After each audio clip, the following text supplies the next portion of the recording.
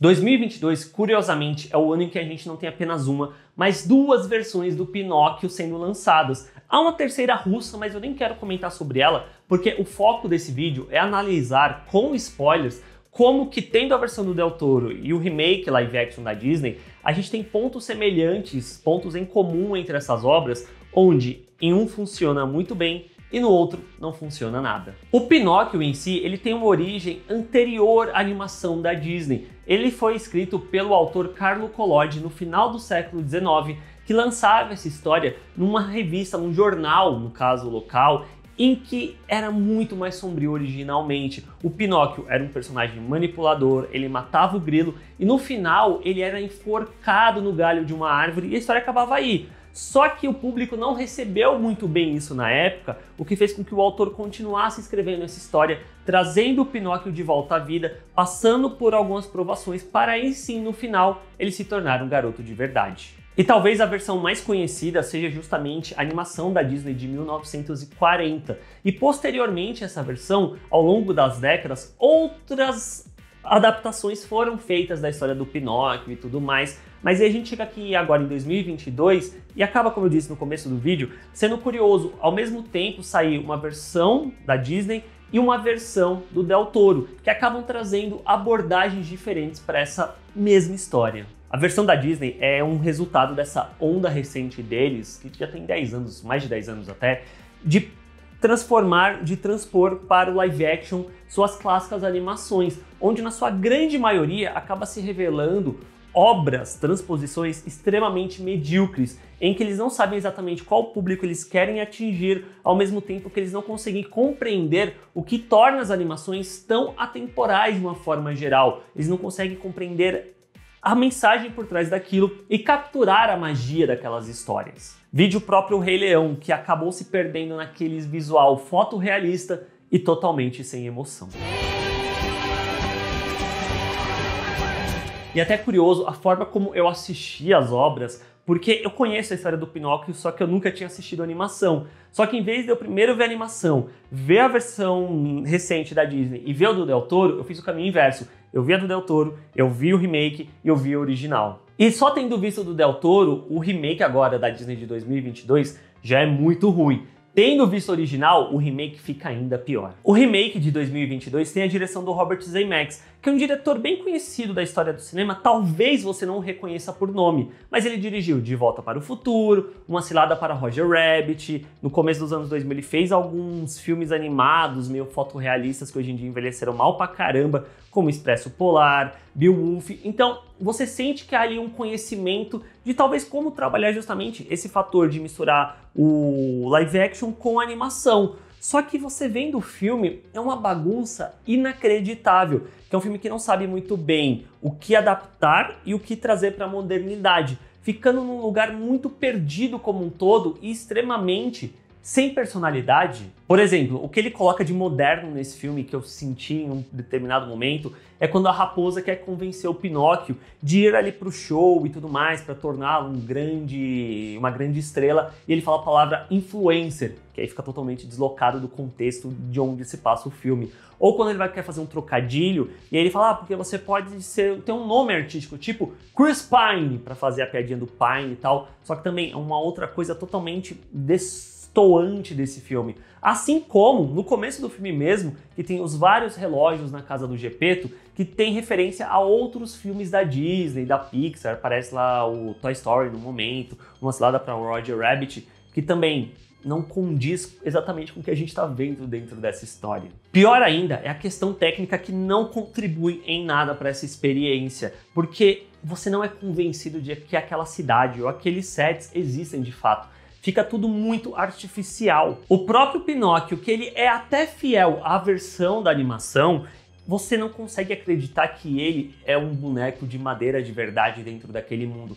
Ele fica muito deslocado de tudo que a gente está vendo também, e ainda mais quando ele é colocado ao lado de outras figuras criadas digitalmente, como a raposa mesmo, tal, que ela vai para um lado muito mais fotorrealista, enquanto que o Pinóquio tá algo para muito mais cartunesco, e aí cria uma dissonância que você não consegue aceitar muito bem. Rapidinho, se você está curtindo esse vídeo, deixa o like que isso não te custa nada e ajuda muito esse canal a crescer e chegar a mais pessoas. Se você está curtindo mais ainda, cogita assinar aqui para fazer parte da minha comunidade aqui e ajudar o canal a crescer. Aí quando a gente volta os olhos para a versão do Del Toro, acaba criando um choque, um contraste tão grande, porque tudo ali é melhor acabado. Visualmente mesmo falando, já que era o que eu estava comentando agora sobre a versão da Disney, a gente vê que a escolha de ser um stop motion contribui muito para você acreditar no senso de unidade, de coesão daquele mundo. Por mais que os personagens sejam diferentes, você entende, você consegue ver que todos existem no mesmo lugar.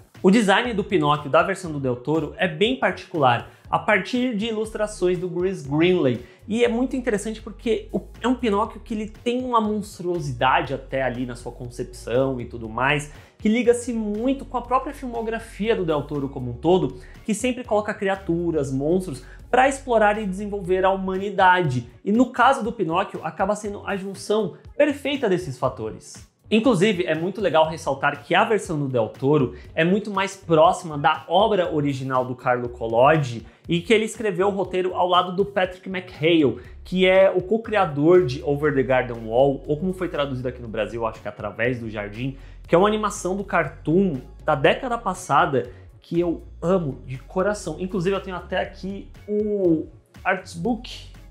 Eu tenho um artbook dessa animação, ó, vocês dá pra ver bonitinho aqui, que eu recomendo demais. Se vocês nunca assistiram, procurem. Eu não sei se tá no HBO Max nessa de tirarem, colocarem as coisas, se ainda tá, mas se tiver, assistam porque vale assim muito a pena e acaba fazendo muito sentido colocarem o McHale para fazer essa adaptação, escrever esse roteiro junto com o Del Toro, por conta que eu sinto que há coisas dentro de Over the Garden Wall visíveis dentro de Pinóquio também.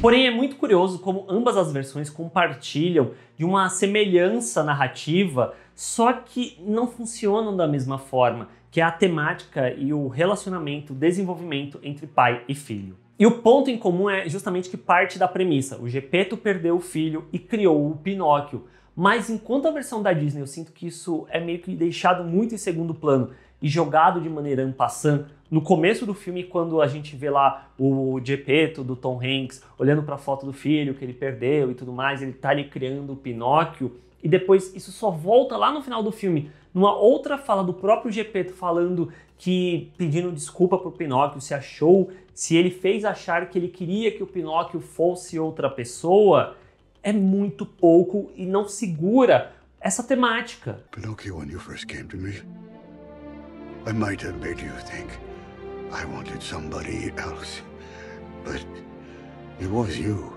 I was wishing for.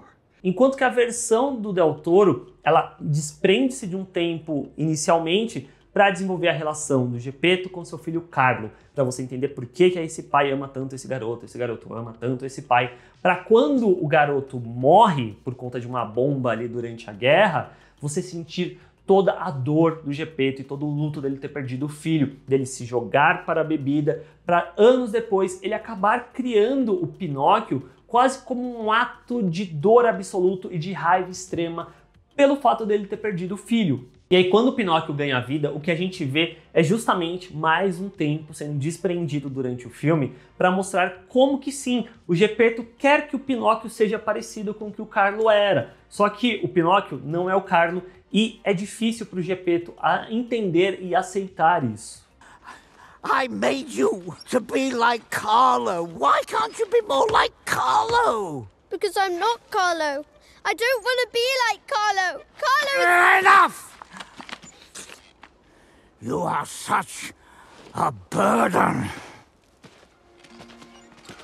E esse tempo que é colocado para desenvolver a relação do Pinóquio com o Geppetto, de pai e filho, é necessário para quando a gente chega no final do filme, que também é um ponto de semelhança entre as duas obras, mas de resultados diferentes. No final, o live action até sugere que o fato do Pinóquio ter virado um garoto de verdade, de carne e osso, foi apenas uma das várias histórias contadas sobre ele. Só que logo em seguida, o próprio live action mostra ali o Pinóquio virando um garoto de verdade, então não faz muito sentido. Já na versão do Del Toro, essa questão dele se tornar um garoto de verdade está muito mais atrelado à mortalidade do que ele se transformar para ser aceito. que era um caminho e uma mensagem que o Del Toro queria evitar. Até lendo documentos sobre a produção desse filme, ele fala muito sobre isso, que da primeira vez que ele leu a história do Pinóquio, ele ficou muito incomodado porque parecia que para o Pinóquio ser aceito e ser digno do amor do Geppetto, ele tinha que se transformar num garoto de verdade. E ele queria evitar isso a toda forma. Então eu sinto até muito que a questão de meio que ter a fada azul, ela ser meio que transformada em duas entidades, uma de vida e uma de morte, ajuda muito também nesse processo de se tornar um garoto de verdade, é você abraçar sua mortalidade e o tempo de vida que você tem, que liga-se muito com a própria jornada do Geppetto de ter que lidar com a dor do luto da perda do seu filho. Para mim acaba funcionando muito melhor e a temática se estende pelo resto do filme quando a gente vê que o Geppetto, o Espazzaturza, o Grilo vão morrendo e o Pinóquio segue em frente. Mas ainda assim fica aquela dualidade do final, porque o Pinóquio, ele meio que abraça sua mortalidade e se torna um garoto de verdade. Para salvar o seu pai, ele morre, só que aí a fada da vida o traz de volta novamente. E aí fica aquilo, ele foi colocado de volta à vida tal qual era antes, nas mesmas condições de viver para sempre, ou em algum momento ele novamente viria a morrer. E eu acho que a última cena do filme, ela brinca muito com essa questão, porque a gente vê o Pinóquio andando, indo embora, e aí foca no pinho, que é o que foi a árvore na qual o Pinóquio acabou sendo feito. E aí aquele pinho acaba caindo, que pode ser muito também a questão de, em algum momento, o Pinóquio voltou-se para a deusa lá da morte, para a fada da morte, e aceitou novamente sua mortalidade e morreu. E o pinho caindo representa isso. Além do fato que há uma diferença entre como a figura do Pinóquio é desenvolvida nos filmes. Na versão do Del Toro, que eu acho superior, o Pinóquio, por mais que seja irritante em diversos momentos, ele é um personagem de personalidade e de agência no que ele está fazendo. Ele acaba se tornando um rebelde, uma oposição que enfrenta o fascismo da Itália do Mussolini. Seja ironizando o próprio Lenin durante um show, seja depois ele servindo também como uma outra saída para aquele campo de treinamento de garotos para a guerra. Já o Pinóquio do live action, ele é um personagem muito fraco e ao contrário da versão do Del Toro e da própria animação de 1940, um personagem sem muita agência, tipo, parece que ele é só jogado de uma situação para outra, ele não queria estar ali, mas ele acaba estando, ele se sente mal de estar ali, o que acaba sendo muito contrastante quando você pensa que esse é um remake de uma animação da década de 40, em que aquele Pinóquio, ele é muito mais ativo no que ele tá fazendo, ele mente mesmo porque ele acha que vai enganar as pessoas, ele vai pra Ilha dos Prazeres e ele quer estar ali, ele aproveita estar ali, enquanto que essa versão de 2022 parece que ele é só um pobre coitado garoto que foi colocado ali por acaso. O Del Toro é um cineasta autoral que sabe colocar sua assinatura em suas obras, o que torna o seu Pinóquio algo diferente e especial. Enquanto que a Disney cai na sua própria armadilha de fazer remakes de suas clássicas animações, só que no processo ela não entende o que torna a animação tão clássica e acaba perdendo, esvaindo a identidade daquela obra, entregando no processo algo muito artificial e sem personalidade. Aí a gente acaba tendo duas versões sendo lançadas quase que simultaneamente, onde uma vai perdurar por muito tempo e a outra vai ser esquecida. E é isso, pessoas. Esse é meu vídeo comentando sobre as versões do Pinóquio desse ano. Qual você curtiu mais? Deixa aí nos comentários. Se você quiser trazer uma outra perspectiva, aprofundar, vamos conversar, deixa aí o que você achou. Assina o canal aqui para fazer parte da comunidade do Bilheterama e a gente se vê na próxima. Tchau, gente!